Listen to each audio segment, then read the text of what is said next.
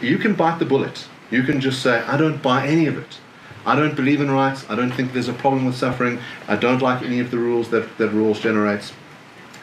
And you can just bite the bullet, and you can say, there is nothing wrong with putting homosexuals to death. That's just your white, liberal, Western conception of things. And then we're going to have to agree to disagree on that. The point is that you have to bite a very repugnant bullet. That when you deny the major moral theories, that the consensus is going to be against you. Now, it has nothing to do with your race or your sex. While I was trying to explain this, that there's a huge danger in claiming that the liberal tradition or that the moral philosophies that have emanated from John Stuart Mill, John Rawls, or Immanuel Kant belong to white people, or because they emanate from white people, there's something wrong with them. First of all, many people around the world benefit from the notion of human rights. The idea that as an individual, you have a claim against someone else not to do certain things to you. That because you have a right to dignity, it is wrong for someone to intentionally torture you against your will, to put you into a state of slavery. I mean, one of the examples that I gave where I said any person who thinks that morality is external and a good thing would think that slavery is abhorrent. Now, the Quran mentions slavery on many occasions. It does not. Before we get to that, you've spoken for 2 minutes. Can we respond to one thing at a time? Because otherwise you're just going to... Let him finish that. Let me finish that point. Okay, Then we go. If the Quran mentions slavery, and we'd expect the divine being that either issues good commands or is aware of what is good, to not just have regulation about slavery, but to outright condemn it, to say that no matter the society that you're in, regardless of the place or the time, slavery is always wrong. And we just don't see that in the Quran, and that seems like a failure. Let's responding. You've completely miscategorized what he said. You've strawmanned actually what he said, which is very surprising considering your level of qualification and education. I'm actually surprised that he didn't say we don't believe in rights or suffering. He said we don't believe in that you can't prove it objectively. Underline the word objectively. As an atheist, there is no mechanism through which you can prove deontological ethics or consequentialist ethics on an objective framework, which is why John Stuart Mill tried to prove the desirability principle in his book on utilitarianism. What I'm saying is that this is the first thing you're going to have to choose. The second thing is, we talk about race and you talk about slavery. Let me tell you something the Prophet Muhammad said.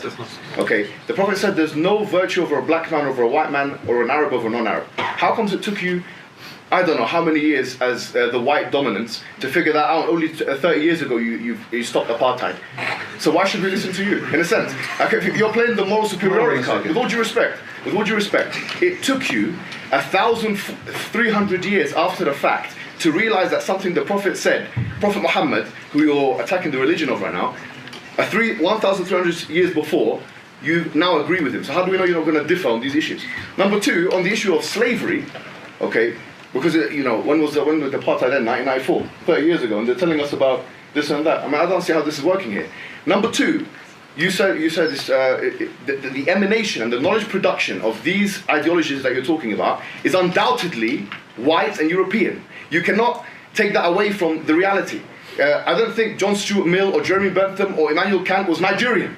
I didn't see. You're talking about secular ethics. It's not the secular ethics of the black man, is it? It's the secular ethics of the white man. And you've already assumed it to be true, just like many of probably the people before in this country, white men, assumed that apartheid was true. Then they had to, the suffering, by the way, that Mandela and others had to undergo, the suffering which is good suffering, by the way, because not all suffering is bad. You said suffering is bad. What about the suffering that Mandela and the others, the anti-apartheid activists had to go through? Was that good suffering or bad suffering? It was good suffering, because then people realized that it's equality and race and things like that. So this is what you're doing here, is you're being morally sanctimonious.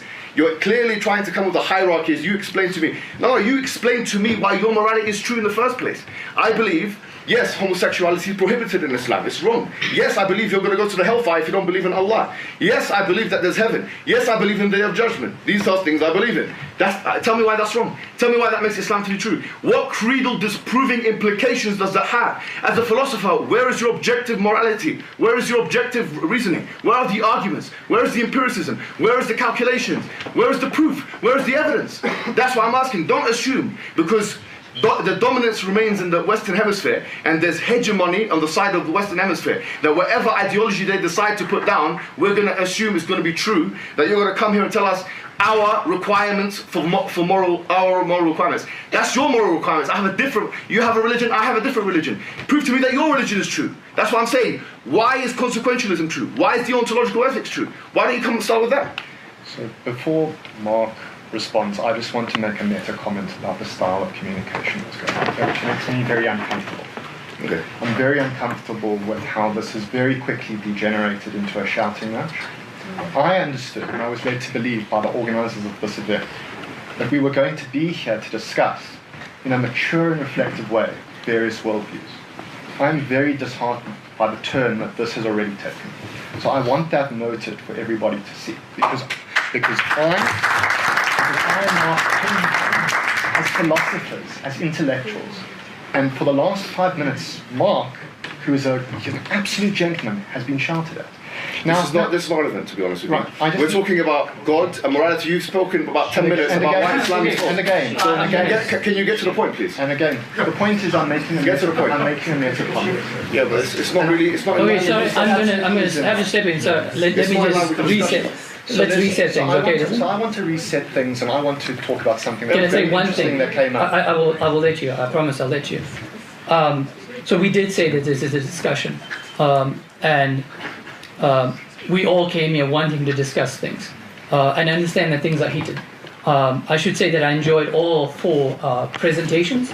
I was impressed with the level of philosophy in all 4 presentations, right? And I'd like us, as best as we can, even though these things are heated for all of us, to try to do what we did in the discussions. Yes. Try to argue the point, even if we do not like many things. I don't want anyone to tell me how to speak, with all due respect. I'm free in this country, I can speak with an assertive voice. I don't need people telling me how to speak. I've not been told that I cannot speak in an assertive voice. A discussion doesn't exclude that. With all due respect, I don't want to be told off. This is a 25-minute segment. And we're I'm not telling you off. Yeah, no, he was for 2 minutes. That is a runaway tactic. He knows that he's got nothing to say about this issue.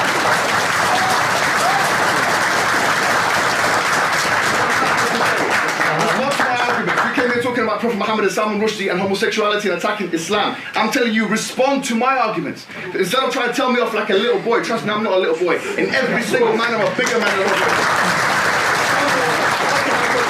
Why is it that your knowledge is objectively true? Go and answer the question, please. You have to write it down, sir. So, sorry, we haven't settled this yet.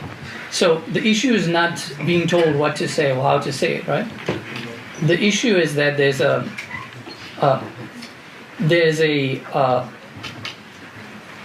structural apartheid, the way you're being dealt with right now. That's what I'm telling you.